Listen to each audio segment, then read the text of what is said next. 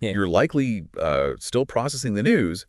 These new tariffs have certainly sparked a lot of immediate questions, especially the big one. Could this lead to a significant economic downturn, Yeah. something, akin to the Great Depression? That's what we're diving into today. It's definitely the question on a lot of minds, and, well, understandably so. Any talk of large-scale trade shifts can trigger these historical comparisons, particularly to periods of significant economic hardship. Exactly. So in this deep dive, we're laser focused on whether these newly announced tariffs from the Trump administration carry the risk of causing an economic crisis reminiscent of the Great Depression. To get a handle on this, we've gathered a range of perspectives. We'll be looking at the immediate market reactions and expert analysis from financial news heavyweights like Forbes, Bloomberg, CNBC, and the Wall Street Journal. We're also tapping into the broader insights on trade policy from institutions like the Peterson Institute for International Economics and the Cato Institute. And crucially, to understand the potential pitfalls, we're examining the history and consequences of the Smoot-Hawley Tariff Act, using sources like NPR, CNN Business, the Corporate Finance Institute, EBSO Research Starters, and Wikipedia. Right. Our goal here is really to provide you with a clear, historically informed understanding of what these tariffs might actually mean for the economy. Yeah, our aim is to cut through the initial, wave of news and speculation and offer you a more grounded perspective on the potential economic pathways these tariffs could create. By examining the historical precedent of Smoot-Hawley and considering the analysis of economists, we hope to shed light on the potential risks without, well, resorting to hyperbole. Okay, so let's get straight to the core of it. What exactly do these new tariffs involve? It sounds like a pretty significant across-the-board change. Yeah, it is. It's a substantial shift in trade policy. The announcement outlines a minimum 10% tariff on almost all goods entering the United States. And beyond that, there are plans for even higher tariffs on goods from countries where the U.S. has a substantial trade deficit. We're talking figures like 34% on goods from China and maybe 20% on imports from the European Union. Now, the term discounted reciprocal have been floated around in relation to these tariffs. It kind of suggests a mirroring of other countries' tariffs, but the calculation method seems to be a real point of discussion among experts. It's not exactly straightforward, is it? No, that's a crucial point to understand. While reciprocal implies, a mirrored response to existing tariffs, the methodology being used to calculate these specific rates is definitely raising questions. Some experts have even described it as, well, unconventional. Unconventional? How so? Well, the calculation appears to involve a country's trade surplus with the U.S. relative to its exports to the U.S., with some further adjustments. This isn't the typical way you determine reciprocal tariffs based on actual existing trade barriers. Some have even called the method gibberish. Right, I saw that term used. And the implementation is happening really quite quickly. The baseline 10% tariffs are slated for April 5th, and the higher country-specific rates just a few days later on April 9th. Now, the stated objectives behind these tariffs are wide-ranging: protecting American jobs, boosting domestic manufacturing, rebalancing trade, addressing what are seen as unfair trade practices, and even generating revenue to help reduce taxes and the national debt. But the initial reaction from the markets wasn't exactly positive, was it? That's putting it mildly. Global stock market saw a significant downturn right after the announcement. We also observed a weakening of the U.S. dollar, coupled with increased investment in, safe haven assets like gold. There was a clear undercurrent of concern, with discussions about potential recessionary impacts becoming much more prominent. Interestingly, though, we did hear a counter-narrative from a Trump administration supporter, Lutnick, who presented a much more optimistic view. He highlighted the potential for $5 trillion in domestic manufacturing commitments as a major engine for growth, driven by American workers building new factories. He also reiterated the idea that the U.S. has been sort of unfairly treated by other nations through trade imbalances and currency manipulation. How does that perspective align with what the other sources are indicating? It's certainly an optimistic outlook, focusing on the potential upsides like domestic investment and job creation. However, it's important to consider that the link between tariffs and guaranteed manufacturing growth isn't always so direct. Past tariff initiatives have shown that announced investments don't always materialize fully. Businesses consider a multitude of factors, when making these long-term investment decisions. Right. And while the desire to address potentially unfair trade practices is understandable, the chosen method of implementing these tariffs and the somewhat unclear methodology behind their calculation raise questions about their effectiveness and fairness. The idea that foreign producers will just absorb these costs also contradicts basic economic principles. Tariffs are typically paid by domestic importers and often passed on to consumers. That makes sense. This brings us to what is perhaps the most frequently cited historical parallel, the Smoot-Hawley Tariff Act of 1930. It's almost impossible to discuss these new tariffs without looking back at that period. For our listeners who might not be deeply familiar, what was the main purpose of the Smoot-Hawley Act? Okay, so the Smoot-Hawley Tariff Act was enacted right in the early stages of the Great Depression. Its primary stated goal was basically to protect American businesses, and especially farmers, from foreign competition by significantly increasing tariffs on a really wide array of imported goods. And when we say significantly, can you give us a sense of just how much tariffs were raised? Was it comparable to this 10% baseline? Oh, much more in many cases, absolutely. The average U.S. tariff rate increased by about 18%, but the impact was much, much more pronounced on agricultural products, where tariffs saw an average increase of roughly 57%. 57%. Wow. Yeah. In total, over 900 import tariffs were affected, with average increases ranging somewhere between 40% to 60%. And what's really important to note is that due to the deflation happening during the Depression, the real burden of these tariffs actually increased over time. Many tariffs were set as a fixed dollar amount per item, so as prices fell, the relative cost of the tariff shot up, effectively reaching nearly 60% by 1932. So it wasn't just a nudge, it was a huge hike. Exactly. Think of it this way. Smoot-Hawley didn't just nudge tariffs up. It really slammed the door on imports, especially in agriculture. So the initial intention behind Smoot-Hawley protecting domestic industries, it has a kind of superficial resemblance to some of the stated aims of the current tariffs. But what were the main concerns voiced by those who opposed Smoot-Hawley back then? Well, opponents had three main worries, really. First, they were concerned that higher tariffs would shield less efficient domestic producers, leading eventually to inflated prices for American consumers. Pretty straightforward concern. Okay. Second, they strongly believed that other countries would retaliate by imposing their own tariffs on U.S. exports, which would severely damage the American export sector. Tit for tat. Precisely. And third, there's a significant concern that by reducing U.S. imports, particularly from European nations that owed substantial debts to the U.S. after World War I, the act would actually cripple the international financial system. It would make it much harder for those countries to earn the dollars needed to repay their obligations. This last point about undermining the international financial system isn't always highlighted, but it was a major fear at the time. And unfortunately, it seems many of those fears were realized. What were the actual consequences of the Smoot-Hawley Act on the global economy? The consequences were indeed severe. As predicted, numerous U.S. trading partners, including Canada and many European countries, responded swiftly with retaliatory tariffs on American goods.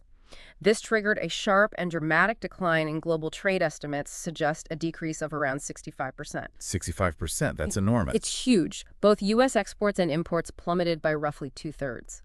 And interestingly, the U.S., which actually had a trade surplus before Smoot-Hawley, found itself running a trade deficit by 1933. Overall, the act is widely considered to have significantly worsened the downturn in the global trading system. Now, when we talk about historical events like the Great Depression, there's always this discussion about cause and effect. Did Smoot-Hawley directly cause the Great Depression, or did it primarily amplify an existing economic downturn? Yeah, that's a key distinction. The prevailing view among economists is that the Smoot-Hawley Tariff Act did not single-handedly cause the Great Depression. The economic decline was already underway before it was passed. However, there is a very strong consensus that it significantly exacerbated and deepened the crisis. How so? Well, by triggering those retaliatory tariffs and disrupting international trade flows so dramatically, it weakened both the U.S. and global economies at a really critical time. It basically poured fuel on an existing fire. It's also important to remember, though, that other factors, like contractionary monetary policies by the Federal Reserve and tax increases implemented by the Hoover administration, also contributed significantly to the severity and length of the Depression. Smoot-Hawley was a major factor, but not the only one. It's quite telling that even President Hoover, who ultimately signed the bill into law, reportedly had serious misgivings about it, even using, very strong negative language to describe it privately. Yet we're seeing a different perspective, perhaps, coming from the current administration, with seemingly positive references to past protectionist measures like the McKinley tariffs. Yes, it is noteworthy. While there is this generally negative historical consensus regarding Smoot-Hawley's impact, some proponents of the new tariffs do seem to look favorably upon earlier protectionist measures, such as the McKinley tariffs of the 1890s. However, it's important to remember that the U.S. economy still experienced recessions during that period, and McKinley himself actually later advocated for more reciprocal trade agreements. So even that historical example isn't exactly straightforward support for high tariffs. Right, history is complex. So bringing this back to today's situation, what are the expert opinions on the potential economic effects of these new tariffs, especially when we consider the historical lessons from Smoot-Hawley? Well, the overwhelming sentiment among the economists we've looked at appears to be one of significant concern. Many are describing these new tariffs as a major escalation in U.S. trade policy, the most substantial in nearly a century, and are explicitly drawing parallels to the Smoot-Hawley Act in terms of the potential for negative economic consequences. And what are the specific worries? Who is likely to bear the primary burden of these tariffs, according to these experts? The main worry, overwhelmingly, is that American consumers and businesses will ultimately bear the costs through higher prices. Economists essentially view these tariffs as a significant tax increase for households. Businesses will also likely face reduced profits, which could potentially lead to freezes in hiring and decreased investment down the line. And the uncertainty aspect. That's another major risk factor, yes. The uncertainty created by these tariffs and the potential for retaliation could cause businesses and consumers to become more cautious and pull back on spending. That pullback itself could contribute to an economic slowdown or even potentially trigger a recession. There's a real concern voiced by many that these tariffs disregard fundamental economic principles and could lead to a recession perhaps as early as 2025. Some analysts also point out that any potential job gains in the industries directly shielded by tariffs could easily be more than offset by job losses in downstream industries, those that rely on imported components or materials that will now be more expensive. We heard earlier that perhaps inflation might not be a major long-term concern due to other economic factors at play, like the labor market. What's the expert consensus on that potential inflationary impact? Well, there's some nuance there. While it's true that a loosening labor market could potentially limit wage growth and thus dampen some longer-term inflationary pressures, the immediate effect of these tariffs will very likely be higher prices for a wide range of goods. That seems unavoidable. Okay. This will almost certainly lead to a contraction in real personal income. People's buying power goes down. And that's a significant concern given that consumer spending makes up such a large proportion of the U.S. economy, around 70%. So while there might be debate about the long-term inflationary impact, the near-term hit to consumers' wallets is a major worry for many economists. And the dollar's reaction to this news has been interesting. You might intuitively expect tariffs to strengthen a domestic currency, maybe by reducing imports. But that hasn't really been the case, has it? That's right, it's counterintuitive maybe. While in theory, tariffs could potentially strengthen a currency by increasing demand for domestically produced goods, the current market reaction suggests something else is happening. It seems investors are more concerned about the potential long-term economic damage these tariffs could inflict on the U.S. economy overall. So fear is outweighing theory. It appears so. This uncertainty and the increased fears of a recession, or at least slower growth, are currently contributing to a weakening of the dollar. Think of it like this.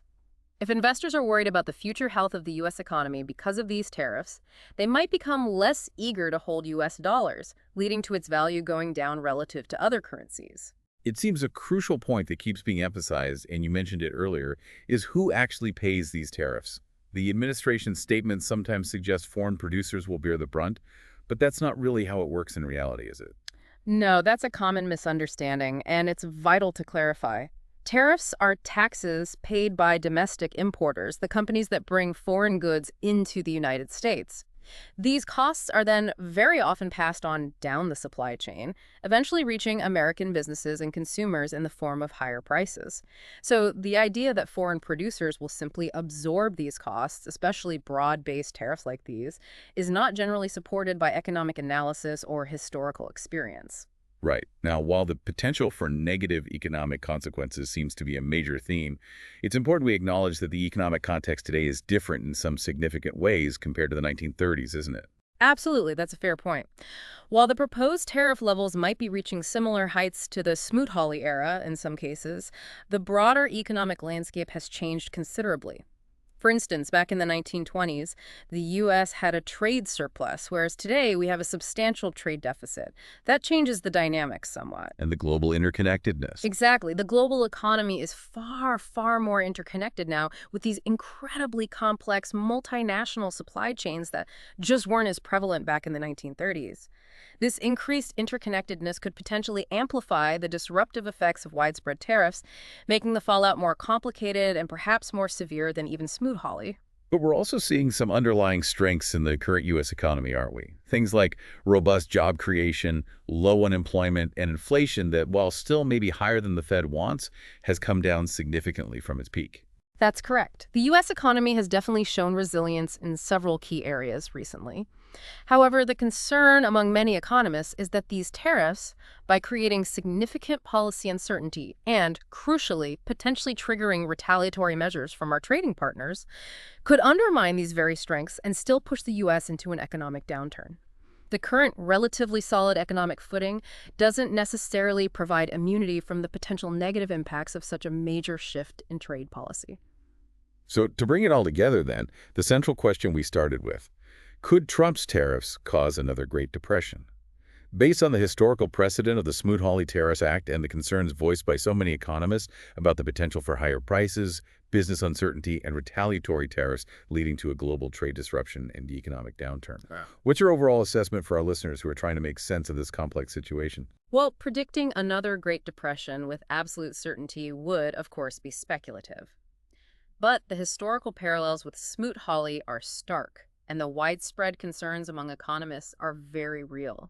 They highlight the very significant risks associated with these tariffs. The potential for serious negative consequences for both the U.S. and the global economy is definitely there. It's something that warrants very, very close attention moving forward. And for you, the listener, who might have been taken aback by the news of these tariffs and are looking for a deeper understanding of their potential impact, we hope this deep dive has provided some valuable context. While the future remains uncertain, understanding these historical echoes and the informed analysis of experts gives us, hopefully, a much clearer framework for evaluating the potential outcomes of these new trade policies. Indeed, and it leads us to a crucial question for ongoing consideration, something perhaps for you to mull over. Given the really stark lessons from the Smoot-Hawley tariff and the deeply interconnected nature of today's global economy, what long-term strategies might the U.S. explore to address trade imbalances effectively, but without running the risk of triggering a similar global economic crisis? It's a really complex question, one that requires careful thought and probably further investigation on your part.